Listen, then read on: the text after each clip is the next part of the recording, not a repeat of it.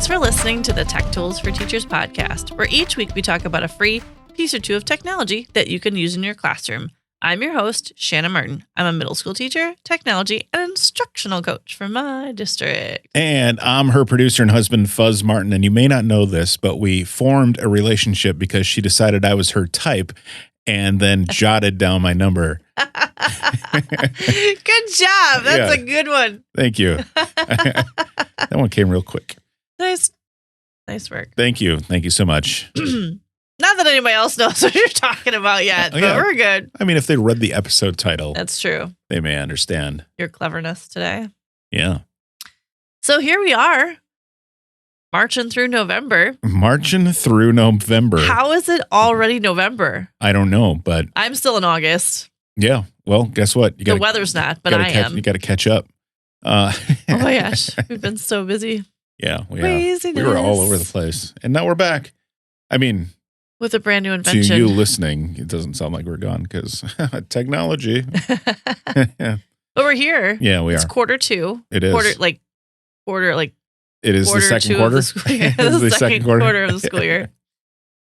For us, my elementary teachers work on trimesters, so they're still finishing up trimester 1.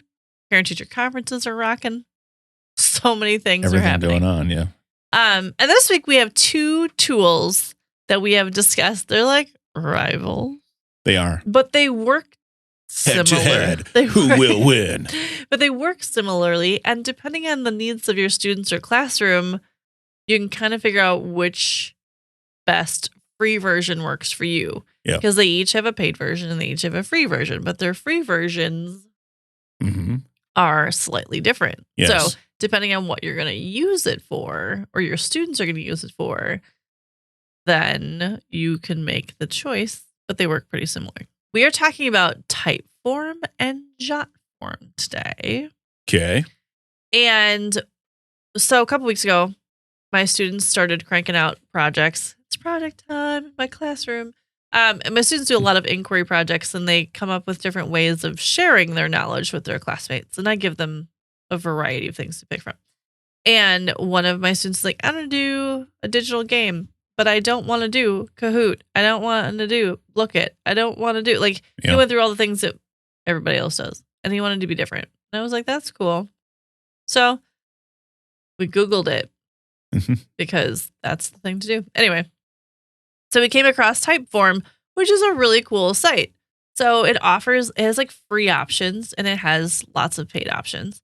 But basically Typeform, if you wanted to like jazz up Google Forms and make them way cooler and more fun, that's what Typeform is. So there are like pre-created templates if you choose to, or you can go into the land of starting from scratch. Yeah. Designing, you can pick and choose. And so you can start from scratch. You can use a template. You can have them create it for you, which I won't let my students do. You have to make it yourself. Yeah. And so they can pick a topic or a format. So we're doing quizzing. Like there's lots of other types of formats you can pick from. And so when you go to create your Typeform, let's say I want to use a template, there's like feedback forms and research forms and registration forms and application forms and polls and giveaways and requests. So there's a lot of different ways you can use this. I'm using it as students sharing out information from a project. But if you are teaching a business class, like go for it. If you're teaching any sort of government class where they're polling for information or argument writing, like they can use the polls. Like registration, like teaching them how to just different skill sets, application skill sets. There's just so many ways you can use this in other sites besides just creating quizzes. But that's what we happen to use it for. So that's my example that I'm talking about. But there's a lot of options that you can do. So to create a quiz, though, you can pick a template. There's literally a math quiz template for anybody that wants to test out, just to play around with it. And it's super cool. It gives you the questions when you work from the template. It gives you I love the what's your name, because then it drops the person's name into every question. Oh. So then it feels personalized, even though it's not. Right. And you can do that with a Google, in Google Sheets, you can play around with where things drop from each sheet to sheet. You can do some sure, stuff yeah, like that, but it's not like type it in, there it goes, it shows up for you and everything. Like this is the formula's done for you. So it's just cool looking. So they had the name thing in there, so everyone felt like, oh, it's my name when I answer the questions. And then the questions are there. It gives you the little bubbles to put the answers in. And so you can just work your way through the template, changing the questions, keeping the questions. It gives you multiple choice answers. You can add choices in there if you choose to. And you can change the settings in there so you can make them required. You can give them multiple selections. You can give different alignments. You can add video. You can add images. And then 2, you can choose if you want it to slide from one question to the next question. So you answer it, it automatically scrolls up to the next one. Yeah. You don't have to do any pages or anything. It's just kind of, it makes it like a cool little interactive thing. So it's a way of making a form interactive and more like visually engaging, appearing. like way more engaging than filling a Google form. Because you feel like you're like, hey, Shanna, like, are you ready to answer questions today? All right. You got this one. Great. Like, it just feels different. So when my students are doing a project, it feels like there's more to it than just putting a Google form. And I had kids use Google Forms and crank out some amazing escape rooms. Like, there's a time and place for sure. Sure. But to make a cool looking interactive kind of game that's not like all the others, they were making quizzes here on Typeform. Sure. And there's a gallery, so you can have like questions and gallery questions. I'm distracted. Design you can go into then, so you can have like your brand kit if you want to upgrade to have the fancy plan. But you can choose colors and backgrounds and things like that. Some adjustments, not as many when you're not using when you're using the free version, but you can choose like, I want everything in shades of green. Right. I want everything in shades of orange and yellow. Like, you have options. I want shades in blue with cool, like, graphic-y designs in the background. Oh, wait, that's the more expensive one. So you can pick and choose from the free version of what colors you want, which is kind of fun. But anyway, so this just felt a lot more engaging. And then also, if you are working on like the right-hand side of the screen, they give you this logic portion where it shows you like this question can go this way or this way. And then how do you how do you visually see the layout of everything? Right. Which I appreciate. The other cool thing like you could do with that logic is you could have students create a choose your own adventure story. So with the logic, if they select one choice, it goes to one next question. And if they almost like a digital escape room. Yeah, exactly. Or choose your own adventure. Absolutely. Yep. Yeah, I like that. So, and they also allow for things like ranking and an opinion scale in the free version. So if you want, rank these top things, and you can slide stuff around, and it's pretty cool. Yeah. So there's a lot of options, and it's just kind of a nice way for kids to be able to create another way of looking at something. To share their information out with others. Now, I will say, in the setting that we were using it in, so in the free version of Typeform, you can have like 10 responses. You can have you can create as many of these as you want to, but you only can have 10 responses like locked in at the end. Yeah. But how we were doing it is the student was having like projecting it, and then you can just have like everybody like as a group like decide what the response is going to be. Sure. So then it didn't matter to us that we weren't all responding individually, because we were just responding as a class. Yeah. So that's just something to be aware of. Like, you wouldn't necessarily want like to send this out to your students on the free version, because you would only get 10 responses. So that's something to be aware of how the free version of this works. Yes, for this one. That's why we're pointing this out. So for Typeform, there's lots of cool options with it, but you probably would want to do a whole class response kind of deal, or small group response deal, instead of having individual responses. Right. So Typeform, unlimited forms. Correct. But only 10 responses each. And then Jotform. So let's jump to the competitor and tell you the highlights there. So they also have lots of templates to choose from. I appreciate too, their template formats are a little bit different. So you can do feedback, like information requests. I thought it was kind of cool that it was like a product order form. Because wouldn't it be so cool if you're having students do a mock business? Yeah. To create their own online store. Oh, sure. Yeah. That'd be great and for a business learn class. How to set that up. Mm-hmm. Because like you've taught me a lot about setting stuff like that up. Yeah. And that would be a way to like practice.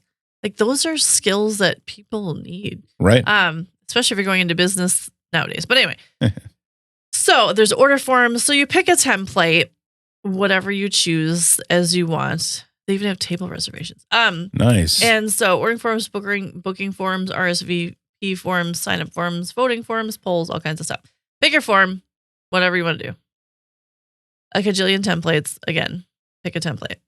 Now, if I want to use a template in Jotform, it will come up similarly where you can build and have settings and add logos and change font. The setup's a little bit different, but you can add different content. You can change your settings, your thank you page, like different things like that.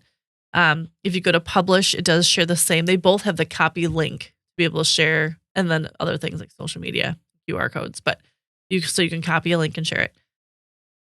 So the free version of Jotform is going to be slightly different. So while you have all like the designer templatey things, then you get 5 forms a month, but you can have 100 submissions monthly. Yeah, 5 total forms, and you get 100 monthly submissions. So that way, so if you wanted a whole class to fill in a form, or you wanted like some like more interaction, you could do that.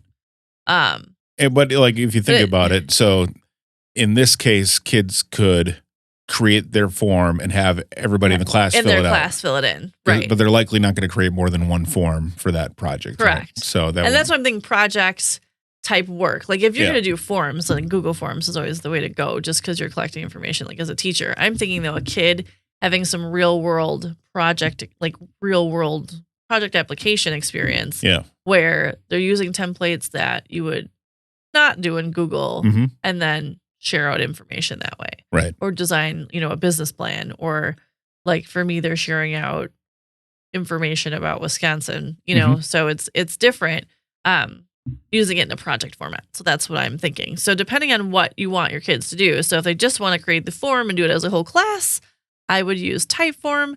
But if they're going to do a form and create something cool and want the whole class to participate, then I would go with Jotform.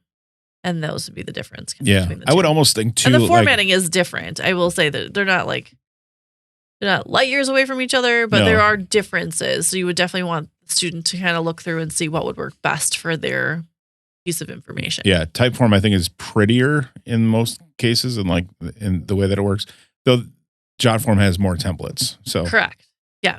And but they're both very cool. They both teach a lot of, to me, like some life skills stuff along with sharing information for projects for school. Yeah, there's a lot of more.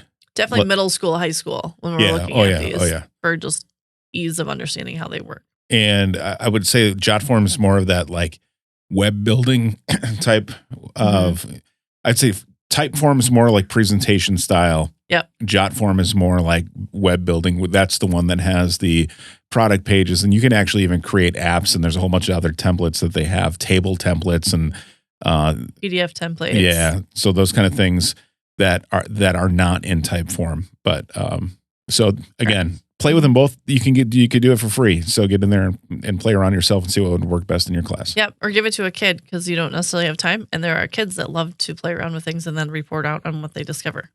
There you go. So there's that too. But yeah, so Typeform, Jotform, creating cool forms for projects with students, sharing out information, 2 different ways. Just because depending on what you want to use it for, the free versions can benefit you in 2 different ways. Yeah. So there you go.